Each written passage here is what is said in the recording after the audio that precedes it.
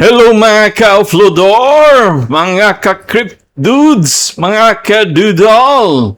Kumustamos mi amigos, mi amigas, mga ka-Earthling. Mayong buntag sa tanan sa Pilipinas.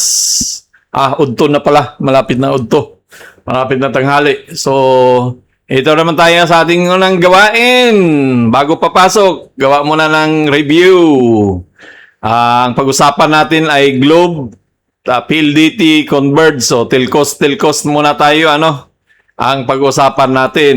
So, ang PSEI ay nasa 6,110 na, up siya ng 0.63. Parang bumabalik na, gumaganda na ng tuloy-tuloy na sana to.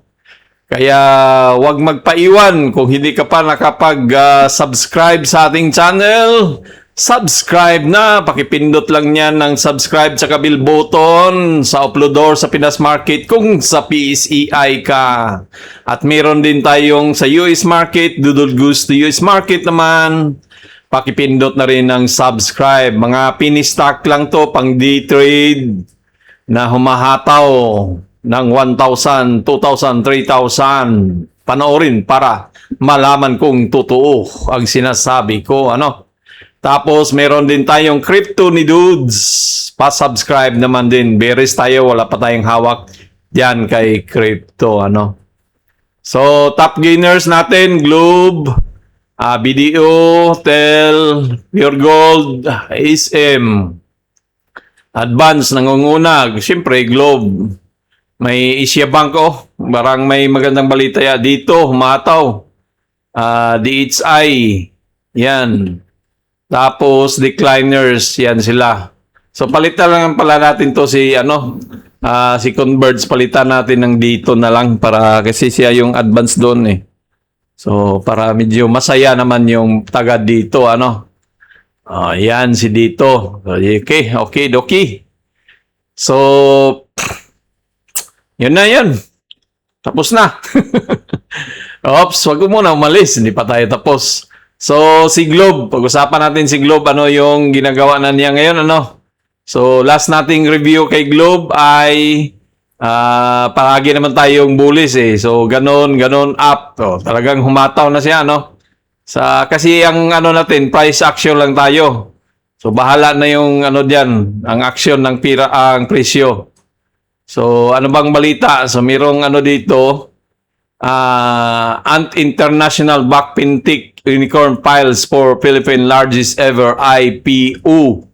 So, ito yung yung GCash, kaya siguro mataw si Globe, So, paano na kaya kung mag-IPO na yan si GCash, hahataw pa ba rin ba si Globe? So, yan ang ating abangin. So, yan siya. So, wala pang fourth quarter daw ang nila plano sa kay Mint. So, mag-ipon-ipon na. Baka magkatotoo yung mga sinasabi nila, So, ang magpahuli. So, ganun pa rin tayo kay Globe, bullish. Ang ginagawa niya ay cap pa rin tayo. So, wala naman siyang maliban lang na humataw siya ngayong araw na to, So, humataw siya, tumudo, Sabi natin, ganun. Kala natin pag hit na tong na-break to, mag-pullback, dumiritso So, mangyari dyan, pwedeng gumanon yan si Globe, Purahin natin para mas malinaw. So, meron tayong sell order block dito, itong 2,000. Ayan, So, ibig sabihin talaga dyan, may resistant dyan, banda sa Globe na 2,000 dyan. Tapos, pag na-break niya tong isang may resistant tayo dito konti, yan, 1913. So, pwede siyang mag-bounce back dyan. So, kailangan itagos niya to. Pero duda ko, baka mag-pull back to siya Kasi may mag-take profit dito. So, baka mag-pull back siya dyan. So, maganyan. So, ganyan. Bounce back. Maganyan-ganyan lang yung presyo naman Akyat baba. So, baka mag-pull back lang yan si Globe, Kasi humataw na siya So, tapos, doon sa taas pa rin. Tapos magkaroon ng pattern, mabuo, tapos magkaroon ng handle, Tapos target price natin, yung lalim pa rin nitong cap which is 3,200. So target price naman natin mga broker to 320, 2,000 to 190. So ibig sabihin may chance, malaki ang chance talaga na mabuo itong cap pattern ni Globe So medyo may kamahalan lang si Globe kaya maliit lang mga volumes na pag day trade So ano bang target price ni forecast ni TradingView? So 2,600. Tayo is nasa 3,000.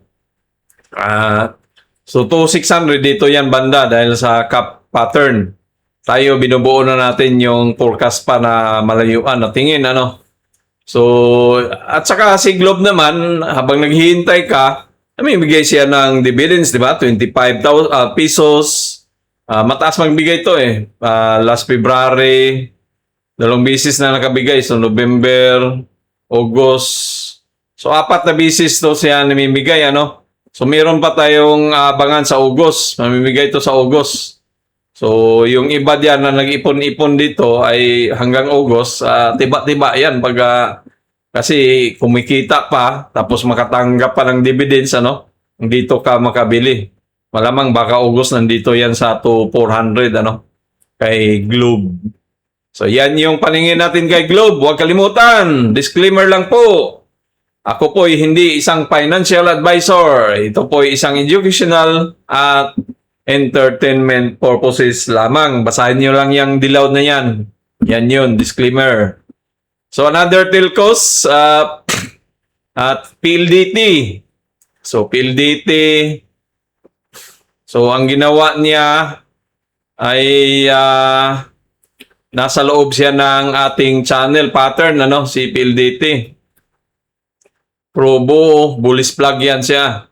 So, dito, nasa baba pa naman siya. So, ibig sabihin, mayroon chance tong bumalik dito sa uptrend natin kasi tapos na sa baba na na yan, di ba? Umaksyon na siya mag-akyat-akyat sa taas. So si PLDT ganun pa rin, bullish pa rin tayo nito So kailangan talaga yang i-break itong lakasan niya itong na ma-break talaga niya yang marami siyang bisis nag-attempt na i-break kaso hindi makalagpas yung body niya yung katawan ng kandila Dapat talaga yung kandila na yan mabuo na green na katulad nito, nabuo niya tapos sinundan siya na nakalabas siya dapat may ito ganyan bumalik siya diyan.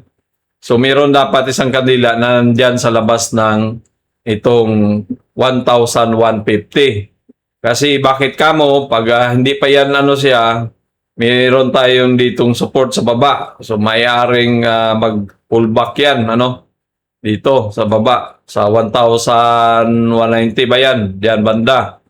So pwedeng pag mahina-hina si PLDT pwede siyang mag-pullback pabalik dito yan baka magkunso-kunso lang muna to si PLDT bago siya hataw doon sa taas kung hindi niya gagawin to or kung magawa niya yan pwede naman siyang dumiritso din doon sa taas So dito malamang yan, pagdating diyan, pwedeng mag-pullback yan kasi may sell order block tayo na So, sa ngayon, diyan lang muna.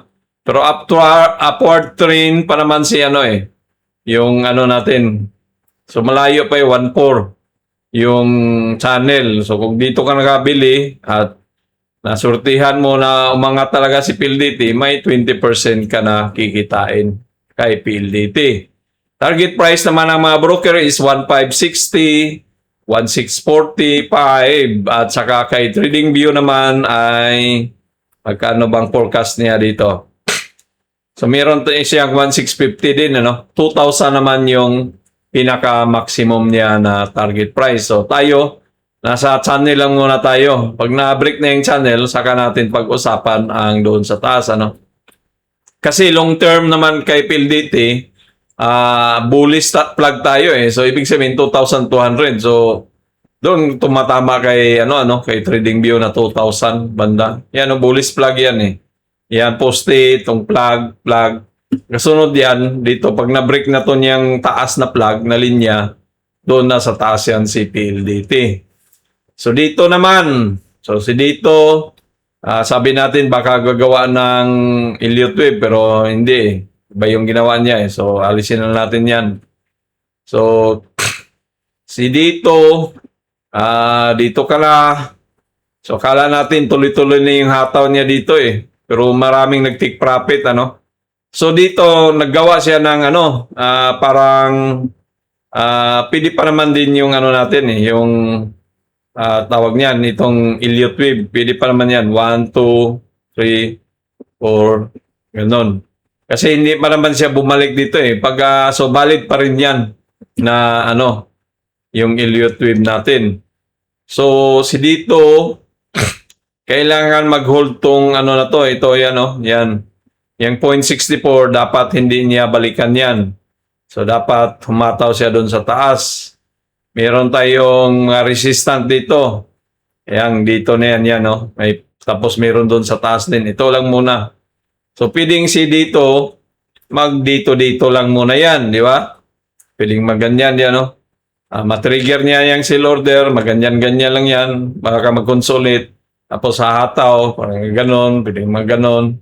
So, pwedeng maganon-ganon lang yan dito. Kasi may mga sell order block tayo dyan. Pero long term, baka makabawi na to, lalo na pagdating ng 2028. Alam nyo na kung sino si dito. At pag nanalo yung manok natin. Alam nyo na yan. So habang mura pa. Pero ingat-ingat lang kasi downtrend pa siya eh. Pero para sigurado ay mabreak niya tong 0.79 bago mo siya pasukin. Pero sayang pag na-hit naman yan yung diyan tapos mag 1 piso, malaking pira, di ba? So, maganda nito, mura na to undervalued na to dito eh, murang-mura na to eh. Pag binili mo to, mapamura ka eh. Kasi matagal Pero long term ka lang dito, darating din ang panahon na hataw to siya eh. Kasi ngayon nga, mababa na ka masyado.